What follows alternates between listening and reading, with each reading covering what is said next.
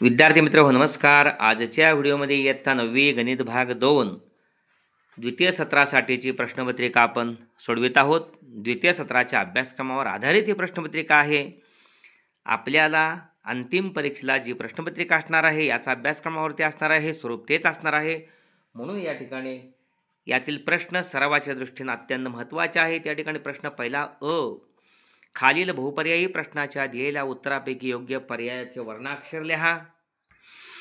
पहिला आहे, ज्या चौकोनाच्या सम्मुख बाजूंची एकच जोडी समांतर असते त्या चौकोनाला समलंब चौकोन असे म्हणतात. अचूक पर्याय पहिला वर्णाक्षर ए.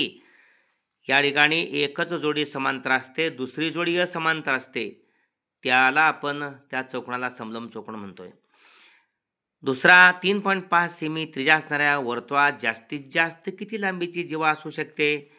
3.5 सेमी त्रिज्या असलेल्या वर्तुळात जास्तीत जास्त लांबी म्हणजे व्यास. व्यास सर्वात मोठी जीवा असतो आणि त्रिज्येच्या दुप्पट असतो, त्यामुळे 3.5 सेमी त्रिज्येचे दुप्पट 7 सेमी व्यास असणारे जीवा सर्वात लांबीचे असते. म्हणून या ठिकाणी जास्तीत जास्त 7 सेमी लांबी म्हणजे बी अचूक पर्याय. -4 -3 हा बिंदू कोणत्या चरणात आहे? या ठिकाणी आपल्याला माहिती आहे एक्स अक्ष हा आडवा आहे आणि उभा वाय अक्ष आहे. एक्स अक्षाची ही धन दिशा आहे आरंभ बिंदूच्या उजवीकडं, घड्याळाच्या काट्याच्या विरुद्ध दिशेनं आणि एक्स अक्षाच्या धन दिशेकडून सुरुवात करून 1 2 3 4 हे पहिलं, हे दुसरं, हे तिसरं आणि हे चौथं. पहिल्या चरणामध्ये दोन्ही निर्देशक अधिक असतात. दुसऱ्या चरणामध्ये पहिला एक्स निर्देशक वजा आणि अधिक दुसरा निर्देशक वाय निर्देशक. तिसऱ्या चरणामध्ये दोन्ही निर्देशक ऋण असतात. चौथ्या चरणामध्ये एक्स निर्देशक अधिक असतो आणि वाय निर्देशक ऋण असतो. वजा वजा आहे म्हटल्यानंतर या ठिकाणी तिसरं चरण कोणत्या चरणात आहे? -4 -3 तिसऱ्या चरणात अचूक पर्याय सी. त्यानंतर एका गोलाचे घनफळ 4/3 पाय आर घन असल्यास त्याच्या अर्धगोलाचे घनफळ किती? अर्धगोलाचे घनफळ त्याच्या निमपट असणार आहे 4 निमपट 2 2/3 पाय आर घन अचूक पर्याय डी. ओके, अशा पद्धतीनं हे 4 गुणांचे प्रश्न. ब, चौकोन एबीसीडी आयत आहे. जर कर्ण एसी 6 सेमी तर कर्ण बीडीची लांबी किती? चौकोन एबीसीडी हा आयत आहे. जर कर्ण एसी 6 सेमी असेल तर कर्ण बीडीची लांबी किती? आयताचे कर्ण एकरूप असतात, त्यामुळं आपण लिहिलं पाहिजे आयताचे कर्ण एकरूप असतात, म्हणून कर्ण एसी बरोबर कर्ण बीडी बरोबर 6 सेमी, म्हणून बीडी सुद्धा 6 सेमी. ओके. नंबर 2, एका वर्तुळाची त्रिज्या 4 सेमी आहे. ओ हा वर्तुळाचा केंद्रबिंदू आहे. जर ओपी बरोबर 4.2 सेमी असल्यास बिंदू पीचे स्थान कुठे आहे? वर्तुळाची त्रिज्या 4 सेमी आहे म्हणजे 4.2 म्हणजे वर्तुळाच्या बाहेर आहे, म्हणजे त्रिज्येपेक्षा मोठा अंतर आहे, त्यामुळं ओ हा वर्तुळाचा केंद्रबिंदू आहे. जर ओपी 4.2 असेल तर पी बिंदूचं जे स्थान आहे ते वर्तुळाच्या बाह्य भागात आहे. ओके, वर्तुळाच्या त्रिज्येपेक्षा मोठा अंतर आहे ओपी, म्हणून पीचं स्थान या ठिकाणी वर्तुळाच्या बाह्य भागात असं लिहिलं जावं. वाय अक्षाला समांतर आणि त्या अक्षाच्या डावीकडील 7 एकक अंतरावरील रेषेचे समीकरण लिहा. वाय अक्षाला समांतर आणि त्या अक्षाच्या डावीकडील 7 एकक अंतरावर, डावीकडील 7 एकक अंतरावर म्हणजे डावीकडे एक्स अक्ष, वाय अक्षाच्या डावीकडं -1 -2 -3 -4 -5 -6 -7 7 एकक अंतरावर म्हणजे या ठिकाणी एक्स बरोबर -7. ओके, म्हणून या ठिकाणी वाय अक्षाला समांतर आणि त्या अक्षाच्या डावीकडील 7 एकक अंतरावरील रेषेचे समीकरण एक्स बरोबर -7 आहे. ओके, सोबतच्या आकृतीत त्रिकोण एबीसी हा काटकोन त्रिकोण आहे.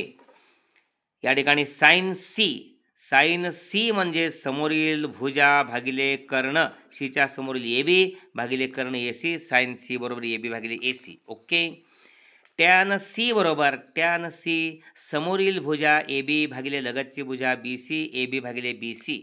ओके, या ठिकाणी त्रिकोण एबीसीचा प्रश्न दुसरा अ, कृती पूर्ण कराय. या ठिकाणी 3 असतात, 2 सोडवायचे असतात, प्रत्येकी 2 गुण 4 गुणांचा प्रश्न आहे हा. त्रिकोण एबीसीच्या बाजू एबी व बाजू एसी अनुक्रमे ई व एफ हे मध्यबिंदू आहेत. एबीचा त्रिकोण एबीसीमध्ये एबी या बाजूचा मध्यबिंदू ई आहे आणि एसीचा मध्यबिंदू एफ आहे. या ठिकाणी बीसीची लांबी काढण्यासाठी कृती पूर्ण करायची आहे. आपल्याला माहिती आहे त्रिकोणाच्या कोणत्याही दोन बाजूंच्या मध्यबिंदूतून जाणारा रेषाखंड हा तिसऱ्या बाजूला समांतर असून तो तिच्या निम्म्या लांबीचा असतो. म्हणजे 5.6चे दुप्पट 11.2च उत्तर आहे, पण कृतीपूर्वक सोडवायचं आहे. EF बरोबर 1/2 BC. EFची लांबी BCच्या निमपट. आत्ताच सांगितलं तुम्हाला, EFची लांबी या BCच्या निमपट आहे. मग EF 5.6 दिलेलीच आहे. बरोबर 1/2 BC. ही BC इथं दोन बाजूंच्या मध्यबिंदूचे प्रमेय, दोन बाजूंच्या मध्यबिंदूचे प्रमेय या ठिकाणी दोन बाजूंच्या मध्यबिंदूचे प्रमेय आवश्यक आहे. या ठिकाणी BC आणि ही रिकामी जागा आहे. 5.6 बरोबर 1/2 BC. किंमत EFची घातलेली आहे. BCची किंमत काढण्यासाठी या ठिकाणी 5.6ला हे भागिले 2 ते गुणिले गेले. 5.6ची दुप्पट 11.2, BC बरोबर 11.2. खालील बिंदू कोणत्या चरणात किंवा अक्षावर आहेत ते लिहा. या ठिकाणी x अक्ष आणि y अक्ष काढायचा आहे. त्यामुळे लक्षात येईल आपल्या हे पाहतच हा x आणि हा y'. 5, 3 दोन्ही धन आहेत. त्यामुळं पहिल्या चरणामध्ये दोन्ही धन आहेत. हे पहिलं चरण, हे दुसरं चरण. वजा आहे, इकडं अधिक आहे, हे वजा आहे, वरती अधिक आहे. इथं वजा आणि अधिक. तिसऱ्या चरणात वजा आणि अधिक वजा. 2, 4 म्हणजे ऋण आणि धन दुसरं चरण. त्यानंतर 2 - 5 धन आणि ऋण चौथं चरण. हे चौथं चरण आहे. हे तिसरं आहे, हे पहिलं आहे. ओके, चौथं चरण. आणि 0, 4 0 x अक्ष गैरहजर आहे, 4 y अक्ष म्हणून y अक्षावर 0, 4. ओके, अशा पद्धतीनं. तिसरा आकृती त्रिकोण PMN हा काटकोन त्रिकोण आहे. कोण M 90 अंशाचा आहे, N थीटा आहे आणि P 90 - थीटा आहे. आपल्याला साइन थीटा पाहिजे.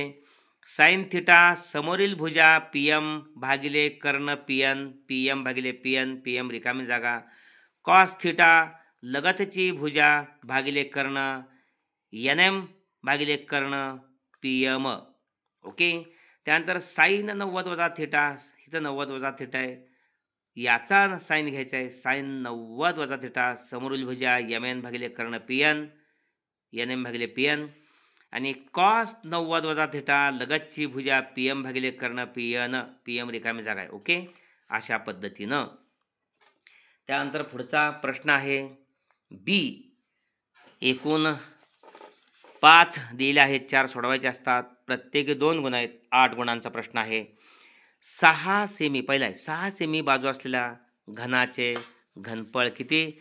घनाचे घनफळ या ठिकाणी सूत्र माहीत असणं गरजेचं आहे. घनाचे घनफळ तिन्ही बाजू सर्व बाजू समान असतात. त्यामुळं बाजूचा घन, बाजू 6 आहे, त्यामुळे 6चा घन 216 सेमी हे घनाचं घनफळ आहे. ओके, अशा पद्धतीनं पहिल्या प्रश्नाचं उत्तर आहे. दुसरा समांतरभुज चौकोन ABCD मध्ये कोन A 3x + 2 अंश आणि B 2x - 32 अंश असेल तर x ची किंमत काढा. या ठिकाणी समांतरभुज चौकोन हा आहे ABCD. या ठिकाणी A 3x + 12 दिला आहे. 3x + 12 अंश आणि B दिला आहे 2x - 32. हा B बाहेर लिहितोय, 2x - 32 अंश. समांतरभुज चौकोनाचे लगतचे कोन, समांतरभुज चौकोनाचे लगतचे कोन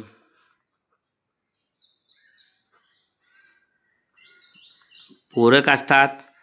त्यामुळं कोन A अधिक कोन B बरोबर 180. पूरक म्हणजे दोघांची 180 बेरीज. A आहे 3x + 12 अधिक B आहे 2x - 32 बरोबर 180. 3x अधिक 2x 5x वजा 32 अधिक 12 वजा 20 बरोबर 180. 5x म्हणून चिन्ह पाठीमागं हवं आहे म्हणून 5x बरोबर 180 वजा 20 पलीकडे गेले अधिक 20. 5x बरोबर 180 अधिक 20 200 म्हणून x बरोबर 200 भागिले 5. x बरोबर 40 अंश. अशा पद्धतीने xची किंमत 40 आहे.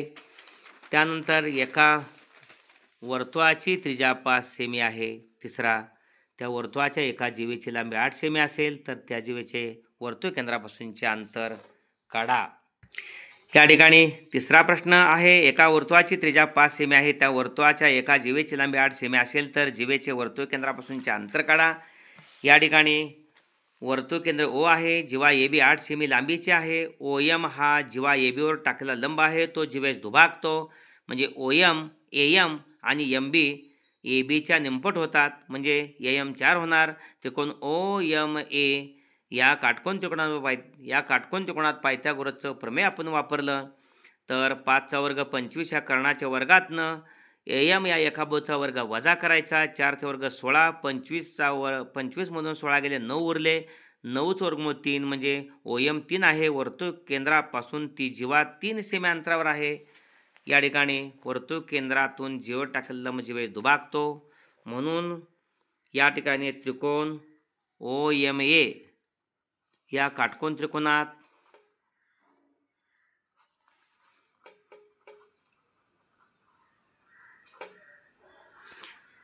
पायथागोरसच्या प्रमेयानुसार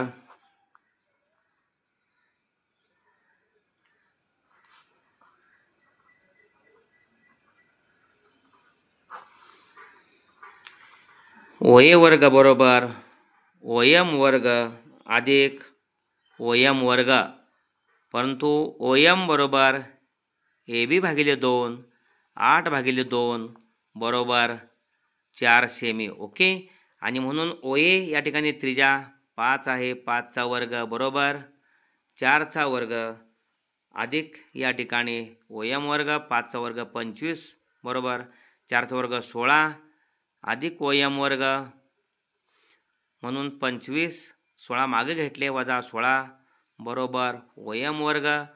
OM वर्ग बरोबर म्हणून चिन्ह 25 मधून 16 गेले 9. OMचं वर्गाचं वर्गमूळ OM आणि 9चं 3. त्यामुळं वर्तुळ केंद्रापासून ती जीवा 3 सेमी अंतरावर आहे. ओके. अशा पद्धतीनं आता आपण सांगितलेल्या पद्धतीनं इथं OM हा ABला लंब आहे. OMA हा काटकोन त्रिकोण आहे. पायथागोरसच्या प्रमेयानुसार कर्ण OA वर्ग बरोबर इतर दोन बाजूंच्या वर्गांची बेरीज OM वर्ग अधिक AM वर्ग, आणि AM म्हणजेच ABच्या निमपट म्हणजे 8च्या निमपट 4. ओके. OM वर्ग अधिक AM वर्ग आहे. AM वर्ग